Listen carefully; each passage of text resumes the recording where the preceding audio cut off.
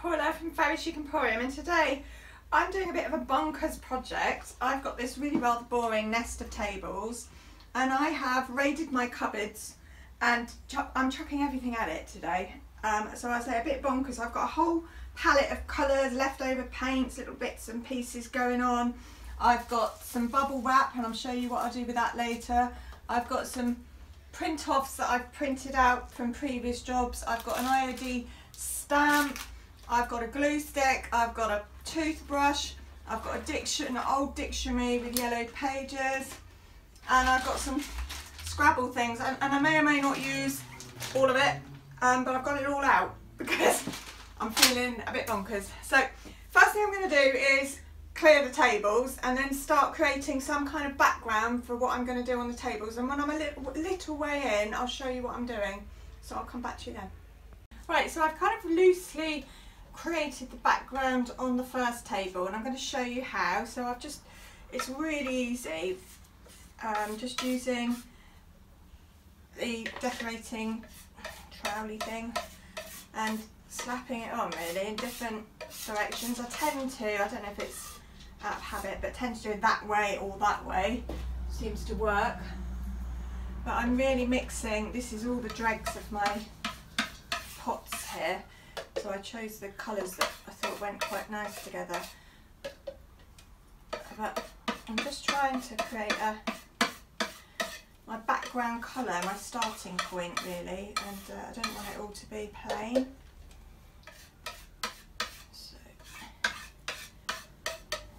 So I might need more and more layers because obviously one coat's not covering it, but that's okay.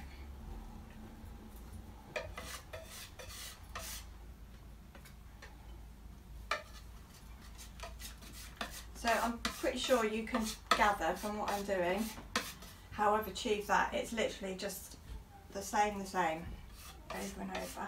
So what I'll do is I'll carry on and finish this table and then finish the little one, and then I've got my kind of blank space to show you what we're going to do next. So I'll see you then. Right, so new day and the bonkers continues. I am in chaos here because I've emptied my cupboards for this project.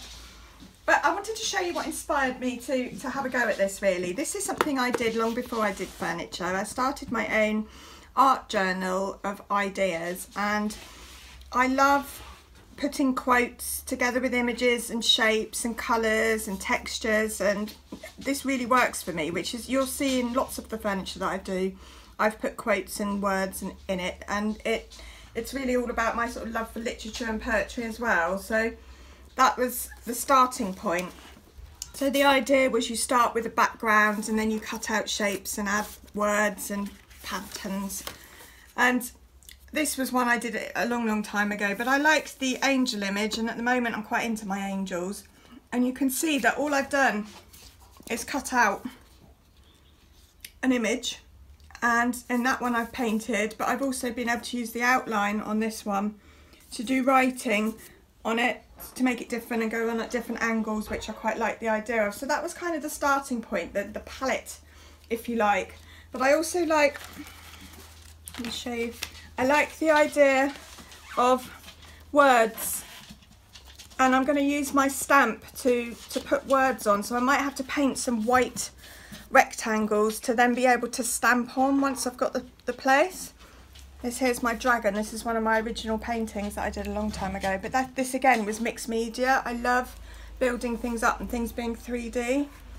So that's where I'm at and where it's come from. So what I've done is I've obviously cut out my template and then used it to cut out on a bit of cardstock. I collect lots of cardstock, so and I've sanded the edges down to smooth them a little bit so it's not quite so sticky outy. So I'm going to glue that in place.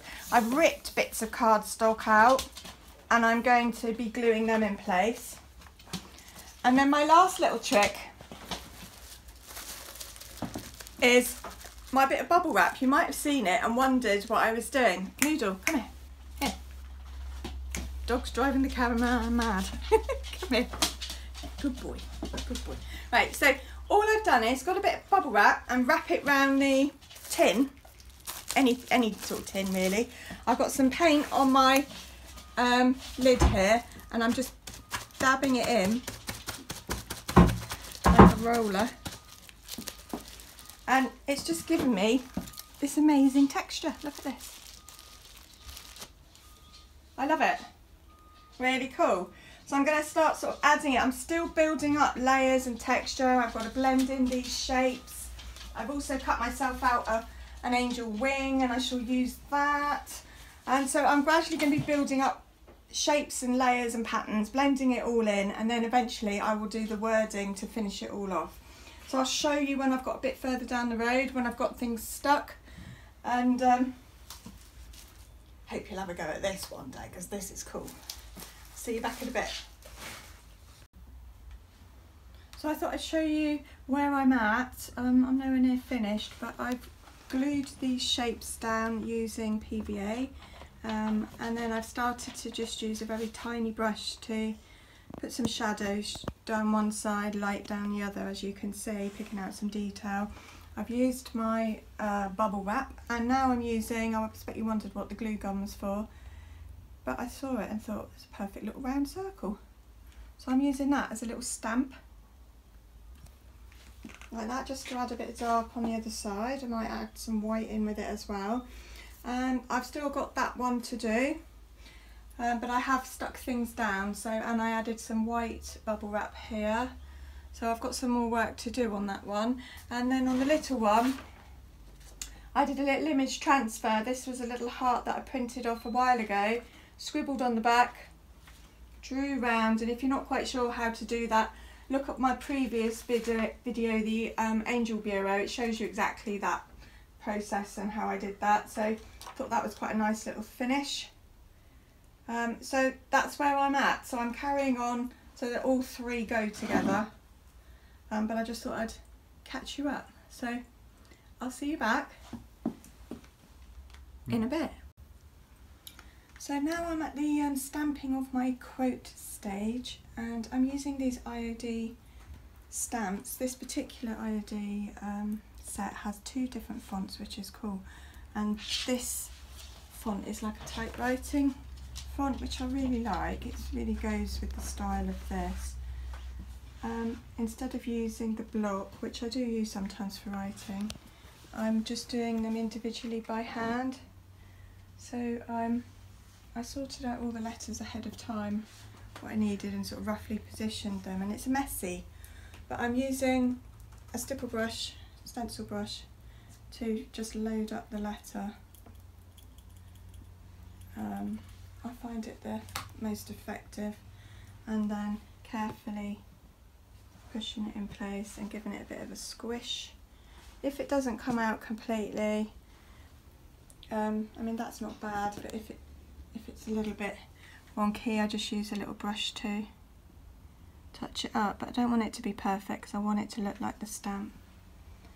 So I shall carry on with the rest of my quote, and then I've got another little quote to go on this one, and then I've just got to sort of seal it all and finish it. So I'll see you when we get back to that. Okay. Right, so we're all finished with today's project. I've done lots of layering, I've done lots of letters, I've done some texture, I've done some decoupage. I love it. I've done some image transfer, I've chucked it all, as I promised, on this project.